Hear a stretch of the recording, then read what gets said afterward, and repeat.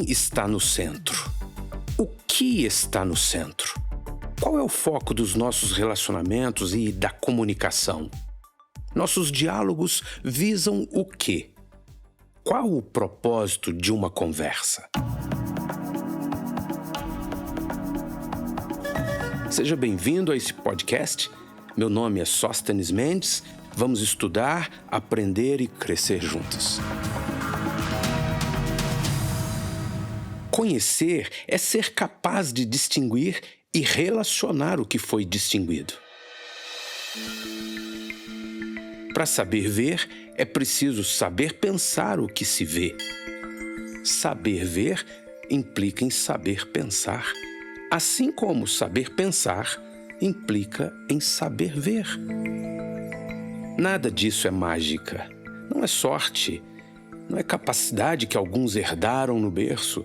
Não, saber ouvir, saber ver, discernir, trata-se de um aprendizado e desenvolvimento disponíveis a todos, mas infelizmente não acessado por muitos.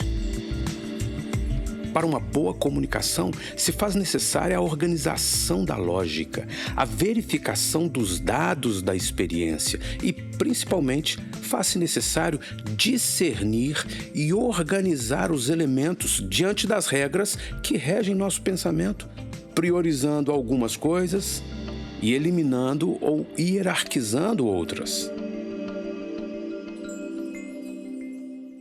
Qual é a palavra? A mensagem central do que você quer comunicar. Administre diligentemente os pensamentos. Sejam as palavras escritas ou as palavras faladas, sejam os gestos, o silêncio ou as dicas simbólicas com o olhar, com a boca, a sobrancelha, tudo comunica. Portanto, nós somos os responsáveis por uma organização dos elementos da comunicação. Somos responsáveis pessoais por aprender a ver, ouvir, pensar e comunicar. Não queremos superdimensionamento, nem redução, nem confusão na comunicação. Devemos distinguir, analisar, associar, sintetizar os elementos de uma fala. Podemos, em todo o tempo, facilitar, viabilizar o entendimento dos significados para nós mesmos e para os outros. Muita gente cultiva, até mesmo sem ver, a síndrome da ideia única. Em qualquer instância de comunicação, foca só o que pensa, como se fosse absoluto, sem aberturas para o que complementa e amplia, ou sem abertura para qualquer sugestão ou alterações que venham de fora. Essa deficiência pode levar a pessoa à síndrome da minha lei, a síndrome da minha teoria. Para muita gente, as ideias pessoais particulares se tornam uma lei.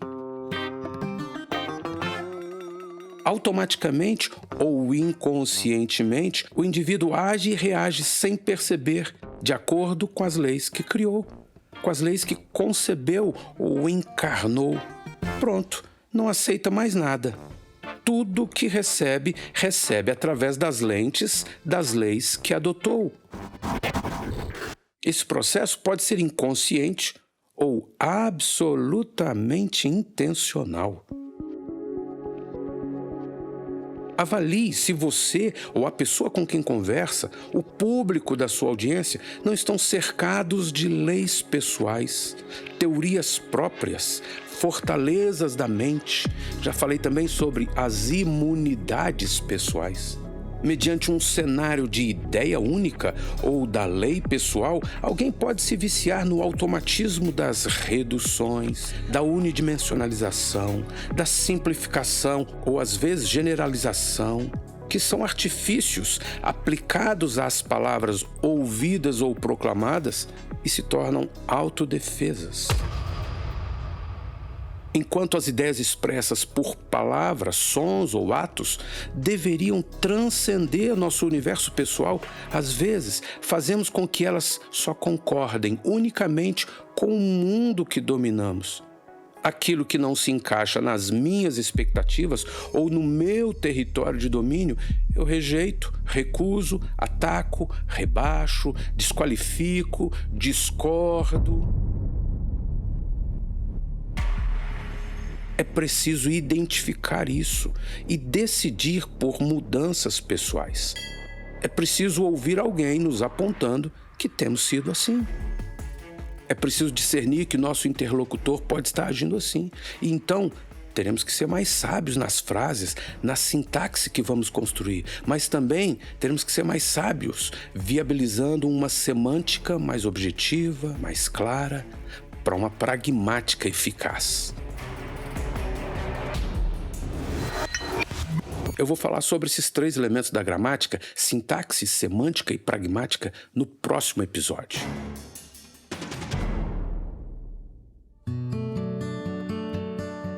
Vale a pena refazer sempre a pergunta lá do início: quem está no centro? O que está no centro? Qual é o foco e propósito dos nossos relacionamentos e da comunicação?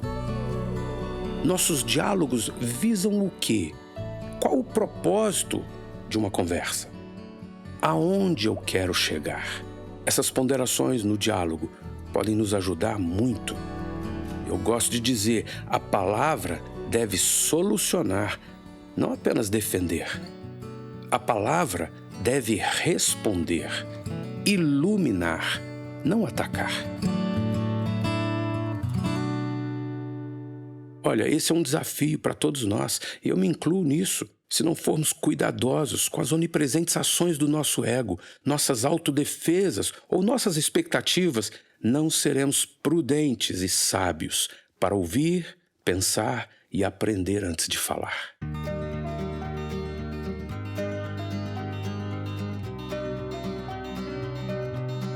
Eu quero compartilhar com você uma das ferramentas mais simples e básicas da comunicação e do jornalismo, chamada LEAD. O LEAD é um protocolo de preparo da pauta, de preparo do texto, do roteiro, a fim de que o conteúdo escrito ou gravado, filmado ou falado, atenda a alguns critérios de objetividade. O LEAD, ele é composto de 6 perguntas básicas: o que, quem, quando, como, onde e para quê, ou em alguns casos, por quê. Aplicando isso como uma estratégia pessoal de organização da fala, seja para um texto escrito, para um diálogo ou em uma palestra, em uma exposição oral qualquer, nós podemos verificar sempre o que, quem, quando, como, onde e para quê, ou em alguns casos, por quê. O que eu vou falar? Qual é a informação a ser compartilhada de forma clara e objetiva? É muito comum alguém dizer no diálogo: eu achei que você estava falando de... What? Quando meu interlocutor para e pergunta, tudo bem, eu ainda tenho a oportunidade de esclarecer, mas muita gente não pergunta, nem desconfia e segue pensando que eu estava falando de outra coisa, de outra pessoa, de outro assunto. Aí vem confusão. É fundamental sermos claros, objetivos, confirmando que nosso ouvinte está construindo solidamente os mesmos significados que buscamos tornar comum. A segunda pergunta do LEAD é: quem? Quais são as pessoas, os nomes, os tópicos e assuntos relacionados com o que eu estou conversando? Use nomes, não suposições. Não use indicações subjetivas. Tenha certeza de que seu ouvinte sabe de quem ou de que assunto você está falando. A terceira pergunta do LEAD é: quando? Qual o tempo envolvido nas minhas informações? Isso diz respeito a algo agora, antes, depois. Contextualizar os assuntos sempre ajuda na compreensão do todo. Permitir que nossas frases iluminem corretamente o tempo dos fatos é de muita importância. Temos também o tópico como. O que eu posso explicar sobre o que aconteceu ou sobre o que eu quero comunicar e fazer acontecer? Uma sequência lógica, panorâmica do todo, sempre vai auxiliar na compreensão das partes e na organização do pensamento para conclusões, decisões.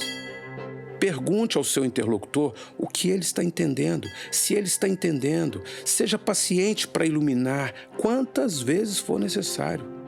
Seja paciente para iluminar todo o seu conteúdo.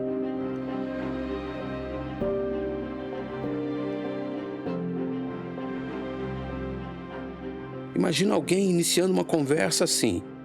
Eu estou querendo saber porque você fez aquilo. É como um raio que cai na cabeça de uma pessoa distraída. Muita gente começa o diálogo assim, descarregando elementos sem nenhuma lógica, sem nenhuma introdução pacífica, sem nenhuma introdução sábia, diretiva, às vezes porque está motivado só pelas emoções. Seria mais frutífero o sujeito desse exemplo iniciar dizendo: olá, tudo bem?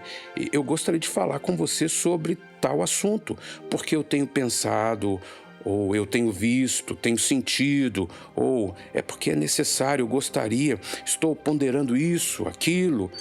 Você precisa esclarecer o como.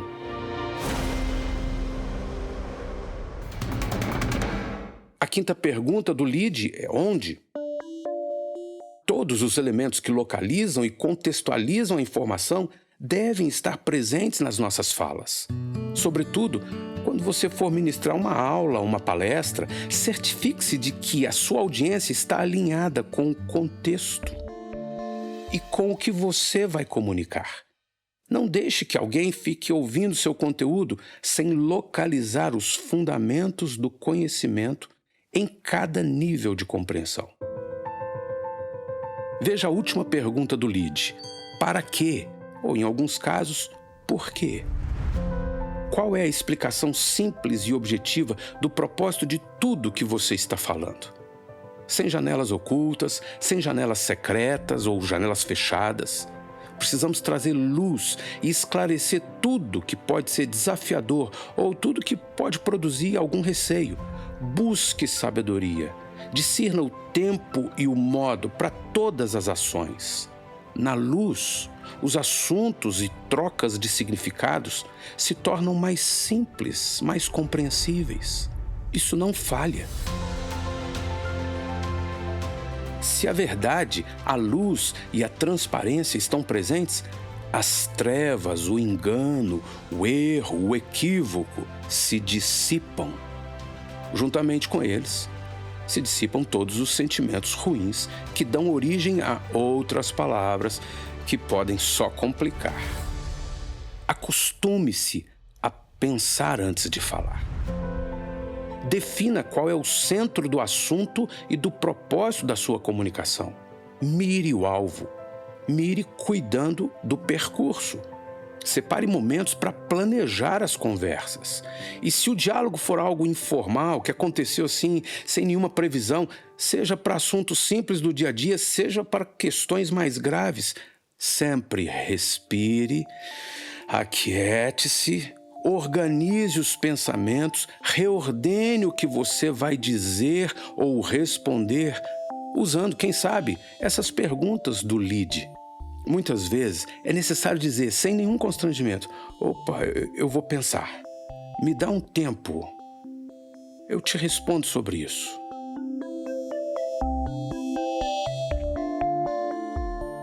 Tenha um roteiro para os propósitos específicos na comunicação.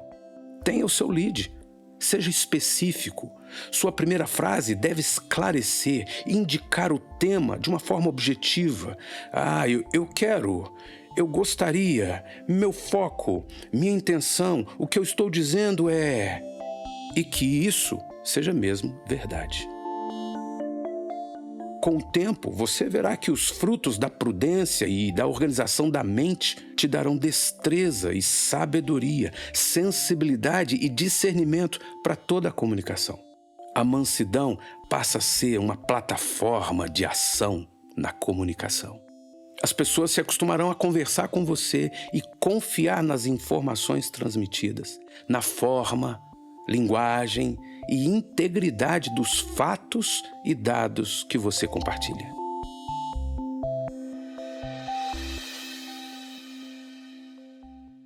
Algumas outras dicas. Elimine simbolismos muito particulares. As analogias, metáforas, ironias, peculiaridades ou figuras de linguagem podem ser substituídas por uma comunicação objetiva, clara e funcional. Elimine ironias, elimine brincadeiras deslocadas. Podemos ser criativos, inovadores, brincalhões, mas na medida certa, com moderação e coerência. Parece desnecessário uma recomendação assim, mas ajuda muita gente que não tem desconfiômetro.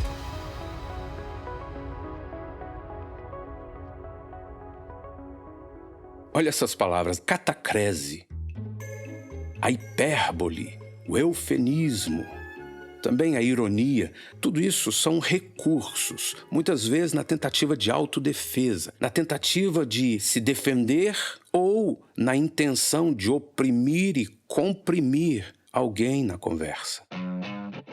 Catacrese é uma figura de linguagem que já se tornou clássica. Por exemplo, o braço da cadeira, o dente do serrote, virar de cabeça para baixo.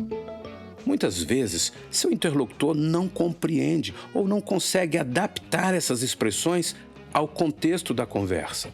Outras vezes, ele acha que é uma gracinha, uma estratégia, não gosta e derruba o fluxo positivo da comunicação. A hipérbole é um exagero figurativo. Tô morrendo de medo. Você não tá morrendo. Isso que você tá falando é terrível.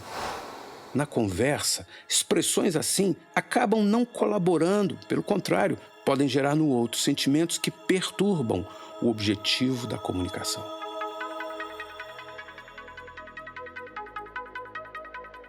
Ironias, ou talvez manias, peculiaridades ou particularidades da sua linguagem, tudo isso deve ser substituído por expressões simples, claras, amáveis, cordiais, colaborativas.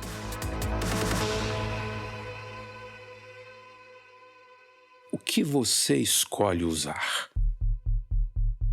Se não tem prestado atenção nisso, se não tem prestado atenção na sua comunicação dessa forma, ou se nem admite tais intenções veladas e inconscientes, a humildade e a sinceridade na autoavaliação e na busca por feedbacks vai te ajudar demais.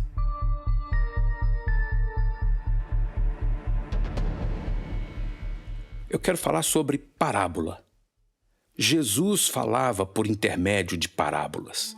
Nenhum outro líder deixou tão forte o exemplo de verdades transmitidas por parábolas como Jesus Cristo. Nem todos estão abertos a esse estilo de exemplos e de explicação. Geralmente, as pessoas não direcionam atenção aos elementos das parábolas ou não têm paciência para uma linguagem mais subjetiva, principalmente quando a conversa é densa, tensa, complicada. Por isso, eles acabam dizendo, não estou entendendo. Outras entendem de imediato, mas cortam a narrativa e já avançam com suas conclusões, suas autodefesas. Seja sábio para usar parábolas. Seja curto, direto, assim, canivetinho, tendo certeza de que as suas parábolas vão mesmo cooperar para os significados construtivos compartilhados. Muitas vezes, as parábolas serão mesmo uma palavra de sabedoria. Uma palavra que direciona todos a um significado comum, frutífero, positivo.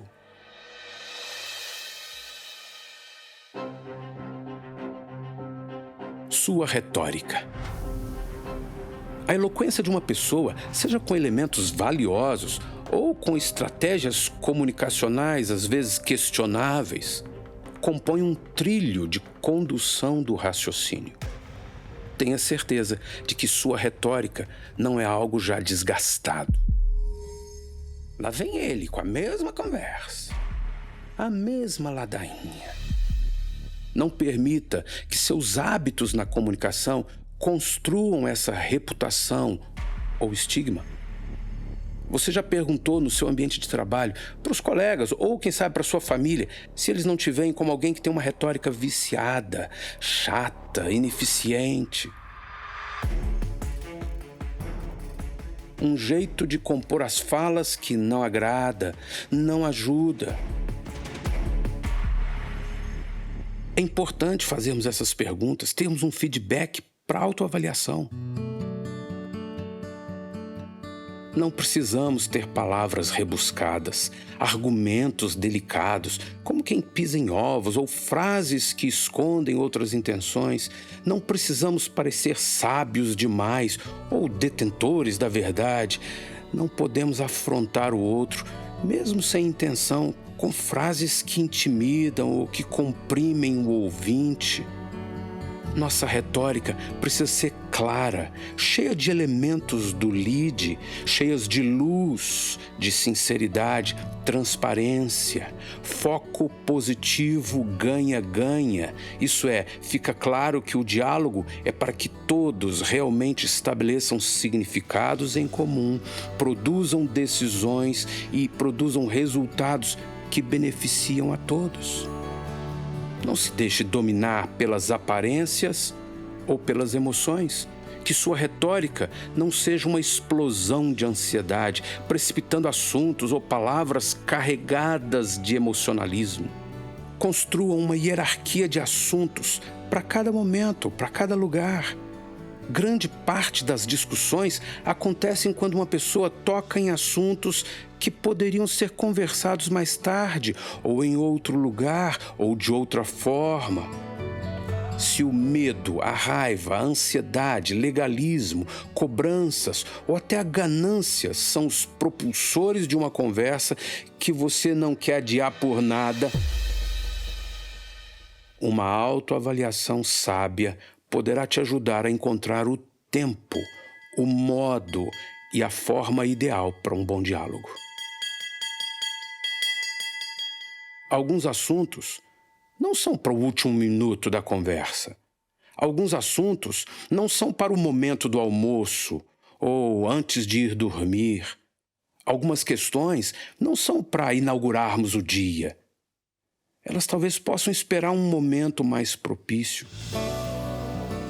Seja prudente, seja sábio. Não se deixe levar pela ansiedade ou pela pressa de falar, de resolver. E um conselho de alguém mais sábio pode salvar seu diálogo. Eu posso tratar disso agora? Meu tempo permite? Esse é o melhor momento? Faço o meu discurso por calores internos ou por um planejamento sábio? Eu devo mesmo me envolver nisso? Estou preparado?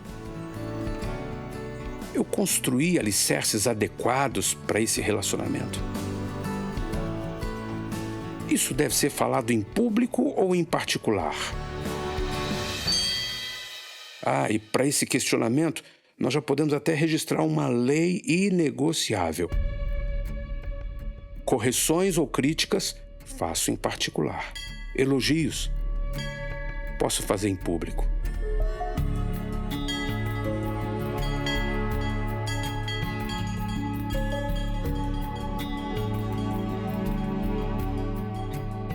Ouça novamente, ouça um episódio por semana, de preferência com um bom fone de ouvidos. E, se possível, repita. Na segunda ou terceira vez que estudar o conteúdo de cada episódio, haverá um nível de retenção e desenvolvimento mais elevado e mais frutífero.